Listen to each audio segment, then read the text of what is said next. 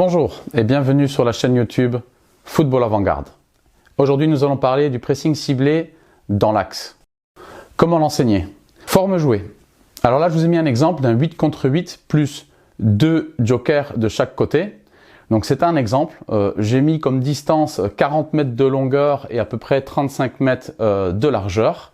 Donc on va faire un jeu de conservation verticale. Donc on va essayer d'aller des deux jokers d'un côté en conservant le ballon vers l'autre côté. L'équipe qui défend, on va imposer de défendre en 3-3-2. Pourquoi? Parce que ça correspond aux 3 lignes de notre bloc équipe. Et une fois que l'adversaire va jouer à l'intérieur, on va enclencher le pressing ciblé dans l'axe.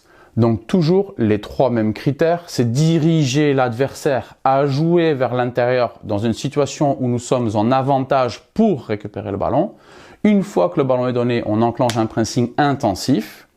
Si l'adversaire réussit à sortir de cette situation, nous continuons le pressing. Et la règle numéro 3, c'est la ligne défensive de 4 doit être vigilante pour voir si potentiellement il peut avoir un ballon dans le dos ou si l'adversaire en reculant, il faut avancer.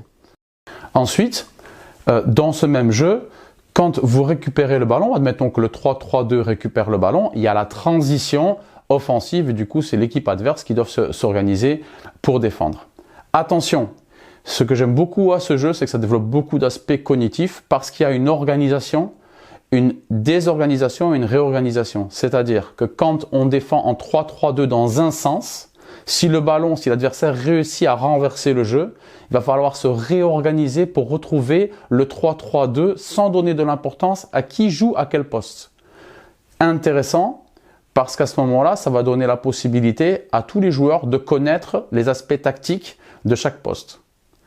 Maintenant, si vous avez une équipe qui, au niveau tactique, a plus de difficultés à mettre ça en place, libre à vous de faire une ligne de 3, une ligne de 2, une ligne de 3, une ligne de 1, de faire le même jeu en adaptant le nombre et le nombre de lignes, et aussi de donner un temps donné de défense, c'est-à-dire une équipe défend pendant 5 minutes et puis on tourne. Ça facilitera du coup la répétition sans rajouter la transition. Et une fois qu'ils ont assimilé ça, vous mettez la transition.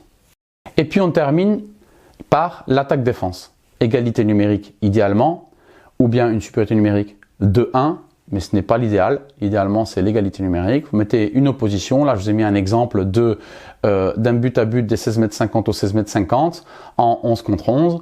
Et qu'est-ce qu'on va rechercher? Bien évidemment, c'est de retrouver l'organisation collective, donc la synchronicité des déplacements entre ma ligne défensive, milieu et attaque. On va coulisser, on va diriger l'adversaire à jouer à l'intérieur en fermant les lignes de passe verticales et en laissant jouer de manière horizontale vers l'arrière, bien évidemment, donc sur la ligne défensive. Et une fois qu'il joue à l'intérieur et que c'est favorable pour nous, on presse, on enclenche le premier presseur, presse sur le receveur, la deuxième ligne de presse ferme toutes les lignes de passe et la vigilance sur la ligne défensive.